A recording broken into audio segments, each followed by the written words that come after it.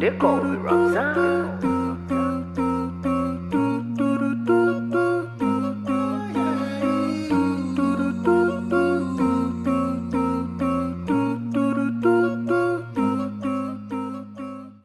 Assalamualaikum warahmatullahi wabarakatuh. Hello everyone, back to my channel. I'm Zukru Fefen from Mathematics in Universitas Negeri Padang. In this video, I will explain about social arithmetic use Macromedia Flash. So, let's get started. In this video, I will explain three topics about profits, about losses, and about brutto, netto, and tara.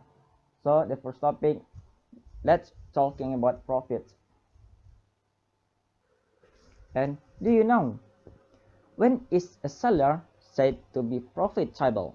Apakah teman-teman tahu kapankah seorang penjual tersebut dikatakan mendapatkan keuntungan? So, mari kita lihat. Profit and profit percentage. The profit percentage is used to determine the percentage of profit from a sale against the capital issued. For example, PU is equal to percentage of profits, HB is equal to purchase price or capital, HG is equal to selling price or total income, and U is equal to profits. So, the profit can be determined by a formula U is equal to HG minus HB. So, the profit percentage can be determined by a formula PU is equal to HG minus HB over HB times by 100%. So, teman-teman, untuk keuntungan dan persentase keuntungan tersebut digunakan untuk mengetahui persentase keuntungan dari suatu penjualan terhadap modal yang dikeluarkan. Misalkan kita katakan PU sebagai persentase keuntungan, HB kita katakan sebagai harga beli atau modal, kemudian HJ dikatakan sebagai harga jual atau total pemasukan. Sehingga keuntungan dari hal tersebut dapat kita temukan dengan rumus keuntungan sama dengan harga jual dikurang harga beli atau U sama dengan HJ kurang harga beli. Kemudian dari rumus tersebut dapat kita tentukan persentase keuntungan dengan rumus PU sama dengan HJ dikurang HB dibagi HB dikali 100%. So, mari kita lihat contoh teman-teman. Pak Dedi membeli suatu motor bekas dengan harga 4 juta. Dalam waktu 1 minggu, motor tersebut dijual kembali dengan harga 4.200.000. Kemudian tentukan persentase keuntungan Pak Dedi. Mari kita lihat teman-teman. Pertama, Pak Dedi membeli suatu motor bekas dengan harga 4 juta. Dan ini dinamakan dengan modal yang dikeluarkan Pak Dedi. Kemudian dalam rentang waktu 1 minggu, Pak Dedi menjual motor tersebut dengan harga 4.200.000. Sehingga 4.200.000 ini dikatakan dengan harga jual yang dilakukan oleh Pak Dedi. Sehingga dari penjelasan tersebut dapat kita cari keuntungan, yaitu harga jual dikurang harga beli.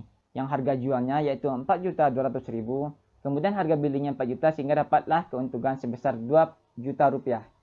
Kemudian dari hal tersebut kita dapat mencari persentase keuntungan dengan rumus keuntungan yang telah kita temukan sebelumnya dibagi dengan harga beli kemudian dikali dengan 100%, sehingga dapat ditemukan persentase keuntungan yang diperoleh Pak Dedi adalah 5%. And the next topic, let's talking about losses. And do you know when is a seller said to have suffered a loss? Apakah teman-teman tahu kapankah juga penjual tersebut dikatakan mendapatkan kerugian? So, mari kita lihat. Loss and percentage of loss. Percentage loss is used to determine the percentage loss from a sale against the issued capital. For example, PR is equal to percentage of losses, HB is equal to purchase price or capital, HG is equal to selling price or total income, and R is equal to loss. So, losses can be calculated using the formula R is equal to HB minus HG, and the percentage of loss can be determined by the formula PR is equal to R over HB times 100%.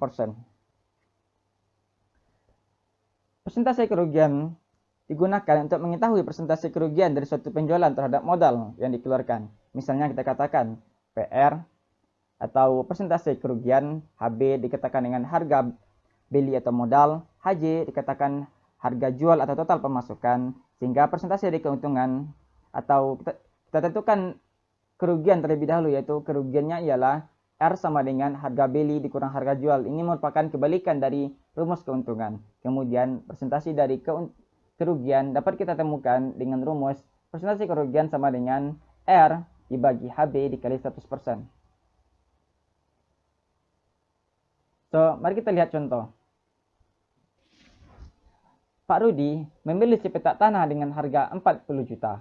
Karena terkendala masalah keluarga, Pak Dedi terpaksa menjual tanah tersebut dengan harga 38 juta. Tentukan persentase kerugian yang ditanggung oleh Pak Rudi. So, kita katakan bahwa pertama, Pak Rudi membeli sepetak tanah dengan harga 40 juta. Sehingga 40 juta ini dikatakan dengan harga beli. Kemudian Pak Dedi menjual dengan harga 38 juta dan ini dapat dikatakan dengan harga jual. Sehingga dapat kita temukan kerugian yang dialami oleh Pak Dedi ialah harga jual dikurang harga beli. Harga jual sebesar 40 juta dikurang 30 juta, sehingga kerugian yang dialami oleh Pak Rudi ialah 2 juta rupiah. Sehingga dengan hasil ini dapat kita tentukan persentase kerugian yang dialami oleh Pak Rudi, yaitu 2 juta dibagi 40 juta dikali 100%, yaitu 5%. Sehingga persentase kerugian yang dialami oleh Pak Rudi ialah sebesar 5%. And the next topic, let's talking about brutto, netto, and tara. And the first, I will explain about net. The term net is defined as the weight of an object without covering it. Net is also known as net weight. For example, is a snack pack. The net is written as 300 grams. This means that the weight of the snack without the plastic weight is 300 grams. Artinya yaitu, netto juga dapat dikatakan sebagai berat bersih dari suatu makanan. Misalnya terdapat satu bungkus snack yang tertuliskan harga netto 300 gram. Artinya, ini bermakna bahwa berat dari snack tersebut tanpa plastiknya ialah 300 gram. And the next, the term gross is defined as the weight of an object with its wrapping. Gross is also known as gross weight. For example, in a snack package, gross is 350 grams. This means that the weight of the snack with the wrapper is 350 grams. Bruto dapat juga dikatakan dengan berat kotor. Artinya, misalkan dalam sebuah snack dituliskan 350 grams brutonya. Ini artinya bahwa berat snack digabung dengan pembungkusnya adalah 350 gram. So the next, the term tara is defined as the difference between gross and net.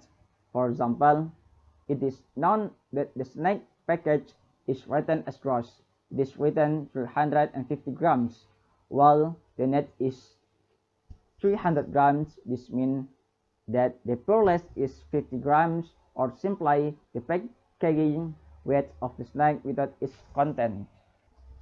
Artinya, tara ini juga dapat diartikan dengan selisih antara bruto dengan netto, atau juga dapat dikatakan secara sederhananya ya, tara tersebut ialah berat dari pembungkusnya tersebut. Misalnya, terdapat sebuah snack dengan berat brutonya yaitu 350 gram dan netonya ialah 300 gram. sehingga taranya ialah 350 dikurang 300 gram, sehingga dapat kita tentukan taranya itu 50 gram.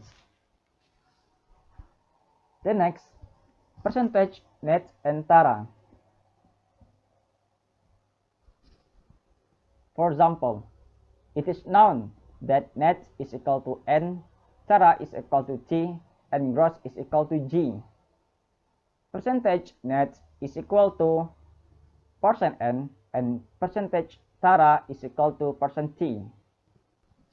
So, the net percentage can be defined percent N is equal to N over G times 100%. And the tara percentage can be formulated percent T is equal to T over G times 100%. So, I think this is just for me. I'm sorry for my mistakes. Keep healthy and social distancing. Assalamualaikum warahmatullahi wabarakatuh.